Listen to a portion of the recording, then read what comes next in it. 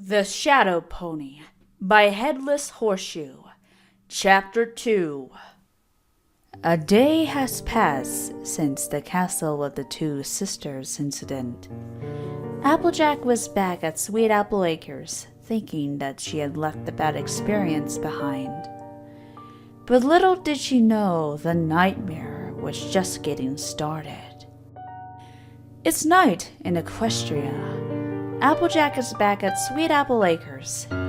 It's the middle of the night as Applejack twists and turns on her bed, having a bad dream.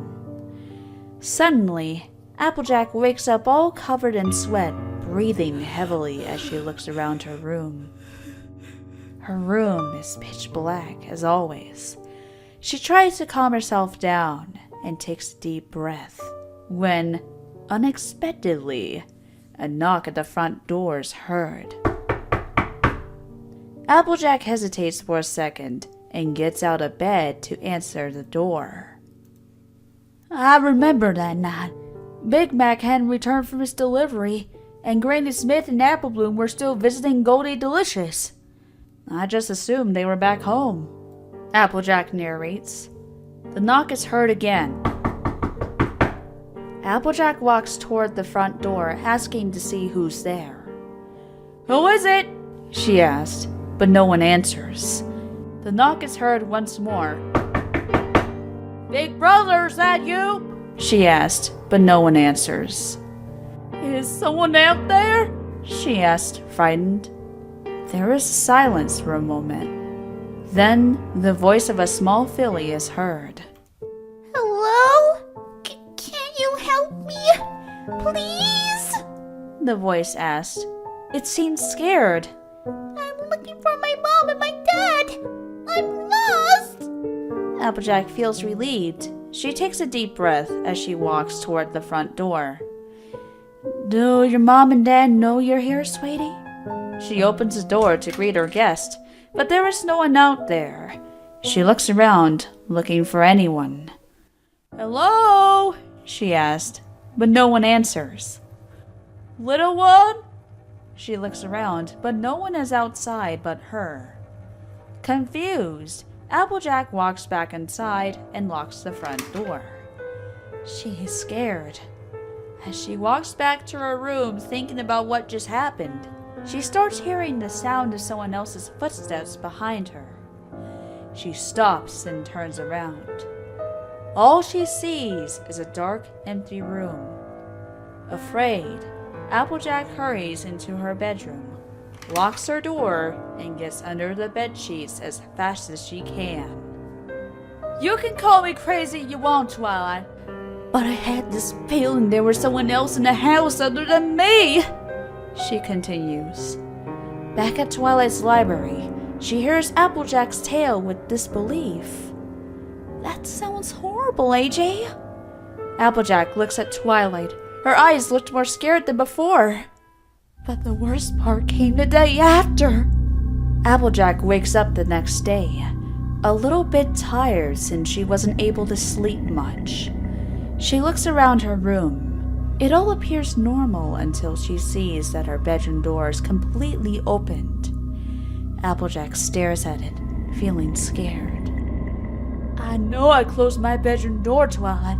I'm certain. Someone came into my room that night after I fell asleep. I searched the house up and down but found no one. So I just got on with my chores and hoped Big Mac will come home soon. As Applejack does her chores, she enters the barn carrying a broom to start cleaning it. She hesitates for a moment and decides to keep the barn door open. She starts sweeping the barn up and down as usual. But suddenly, while she was cleaning, she hears a whisper close to her ear. She turns around, but found no one else there. I started to have this feeling that I wasn't alone. I don't know how to describe it. It's like you're being watched. Frightened, Applejack leaves the broom in the barn and walks outside as quickly as possible. But it doesn't matter where Applejack went or what she did. She couldn't shake the eerie feeling of being watched by someone. As nighttime falls over Ponyville, Applejack decides to call it an early night. She tucks herself into bed, not before assuring herself, for a third time, that her bedroom door was locked. Time goes by, but Applejack isn't able to sleep peacefully, as a recurring nightmare of the death of her parents haunt her sleep, waking her up again and again all through the night. Feeling depressed and tired for the lack of sleep, Applejack just lays on her bed, waiting for the sun to come out. I started to have terrible nightmares, Twi. Horrible nightmares. I kept waking up over and over again all night long, Applejack narrates. So I just decided to stay awake until morning.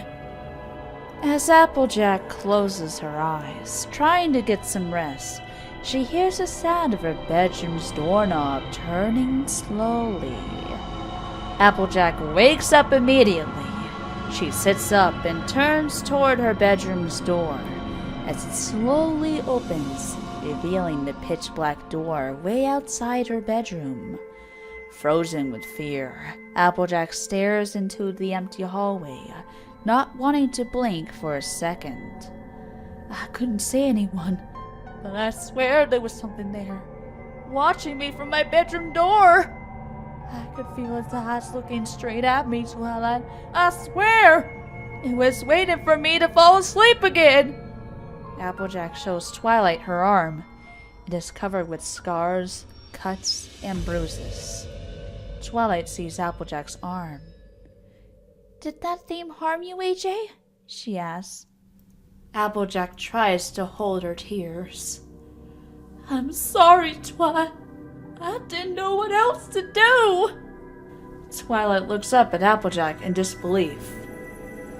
Oh my, you did this to yourself, AJ? Applejack hesitates to answer as tears run down her cheek. I needed to stay awake. I'm afraid to close my eyes, Twilight. End of chapter 2.